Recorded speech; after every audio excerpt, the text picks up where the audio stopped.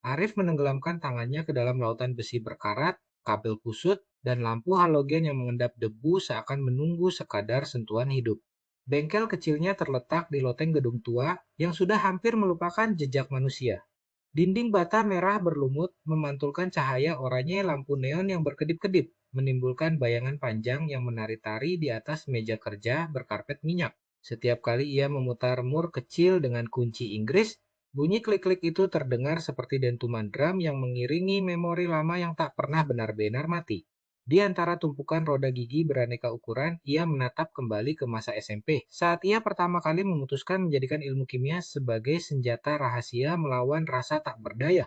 Ia ingat betul di laboratorium kelas 3, ia mencampur larutan berwarna biru menjadi asap putih yang mengalir indah, berharap bisa menaklukkan ketakutan pada diri sendiri saat ia sedang menumpahkan satu set gear ke dalam wadah. Telepon tua berwarna hitam yang tergeletak di sudut meja berdering keras, memecah keheningan bengkel. Halo, suaranya terdengar serak karena telinga sudah terbiasa mengabaikan suara dunia luar. Ia menutup telepon dengan suara yang lebih tenang. Oke, Rani. Saya coba selesaikan duluan di sini. Kita lihat apa yang bisa saya perbaiki. Sambil menutup pembicaraan, ia menatap proyektor tua yang masih terbungkus kain lusuh di sudut ruangan, seakan menantang setiap rasa takut yang dulu menjeratnya. Arif menepi di depan pintu aula yang dulu pernah ia pijak ketika menunggu bel pulang. Sekarang pintu itu sudah dipasangi kaca patri berwarna, menampilkan motif anyaman tradisional yang memantulkan cahaya matahari sore menjadi pola-pola hijau dan ungu yang menari di lantai kayu. Aula yang dulu terasa sempit dan berbau kapur kini berubah menjadi galeri seni komunitas. Dinding bata ekspos tetap mempertahankan jejak-jejak masa lalu. Namun di atasnya tergantung lampu gantung kaca berwarna biru yang meneteskan kilau lembut ke setiap sudut ruangan. Di sudut kanan, sebuah instalasi anyaman rotan menampung bunga melati, mengingatkan pada wangi kenangan masa sekolah. Di tengah panggung, proyektor vintage yang berkarat terletak di atas karpet merah tua, dikelilingi oleh asap tipis yang masih menguar dari lampu panggung yang tak sepenuhnya padam. Arif, suara ceria memecah keheningan. Ia berbalik dan melihat seorang wanita parubaya berdiri di antara rak buku catwalk yang dipenuhi lukisan akrilik. Bu Sari, mantan guru bahasa Inggris yang dulu selalu menegur Arif karena keterlambatannya, kini menjadi kurator galeri. Bu Sari mengangguk, matanya menatap proyektor dengan penuh penghargaan. Benar, proyektor ini dulu menayangkan film dokumenter tentang proyek lingkungan sekolah. Satu kali, film itu terhenti karena kebakaran kecil di lab kimia. Dengan hati-hati, Arif mengangkat tirai debu yang menutupi proyektor. Bau logam tua dan kertas usang menyambutnya.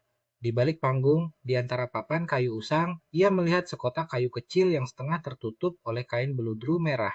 Arif menurunkan napas panjang, menurunkan diri ke lantai kayu, lalu menggeser kotak kayu itu dengan hati-hati.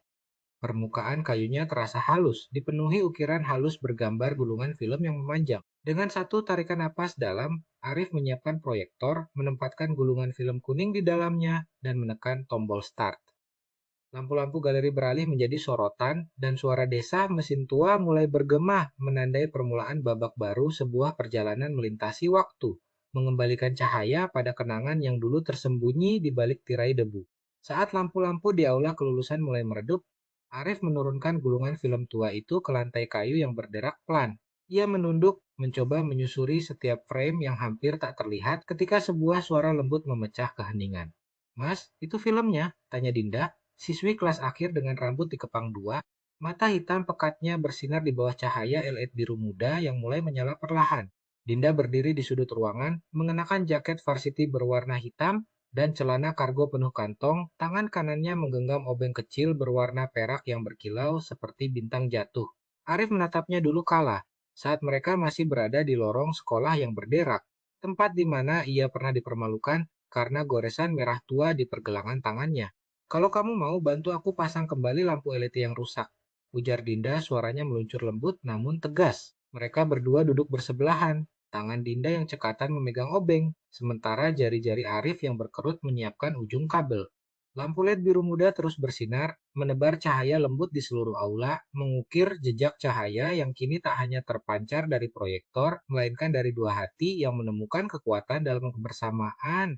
Proyektor tua itu berderak pelan, seakan menahan napas sebelum mengeluarkan suaranya yang khas. Lampu halogen di atasnya menyala perlahan, menebarkan cahaya kuning keemasan yang menari di atas layar usang. Saat roda gigi berputar, gulungan film kuning bergulir masuk ke dalam mata proyektor, menelusuri jalur-jalur yang pernah dibekap debu dan kenangan. Di aula kelulusan yang sunyi, Arif menatap dengan mata hijau yang berkilau di balik kacamata bulat perak. Alisnya menegang namun sekaligus melunak. Gambar pertama mengungkap kelas tahun Rawamilu Lim, dinding bata berwarna coklat yang sama dengan yang kini menghiasi sudut bengkel Arif. Anak-anak sedang bersiap melakukan drama sekolah. Kostum sederhana, properti kayu yang masih berbau cat minyak. Tiba-tiba muncul seorang anak laki-laki dengan kacamata bulat yang tak jauh berbeda dari Arif, pipi tipis, alis tebal, bahkan bekas jerawat di dagu yang dulu sering ia sembunyikan. Anak itu terlihat gugup, tangannya gemetar saat mencoba menata properti panggung. Di sampingnya seorang teman baru yang tak pernah ia ingat namanya dengan senyum lebar dan tawa riang mengulurkan tangan membantu menata lampu sorot. "Nggak usah khawatir, bro. Kita atur bareng," kata temannya, dan dalam sekejap beban kecil itu terasa lebih ringan. Layar beralih keluar ruangan, memperlihatkan Arif muda duduk di tembok bata, menulis puisi dengan kapur berwarna putih. Kata-kata mengalir deras. Bintang di langit malam, sapa hati yang rapuh. Di sekelilingnya, sekelompok teman melingkar, mengangguk, bertepuk tangan, bahkan ada yang menepuk bahu Arif sambil berbisik, "Kamu memang jago, Arif." Penonton di aula teman-teman lama, guru-guru yang kini menjadi orang dewasa, bahkan orang tua yang tak pernah menyadari peran mereka, terdiam, terpesona. Kamera bergerak horizontal, menelusuri barisan kursi kayu yang berderit pelan, menyorot ekspresi terkejut, mata yang berkaca, dan bibir yang bergetar. Saat film mencapai akhir, gulungan berhenti berputar, lampu proyektor meredup, dan suara mesin berderak kembali menjadi hening.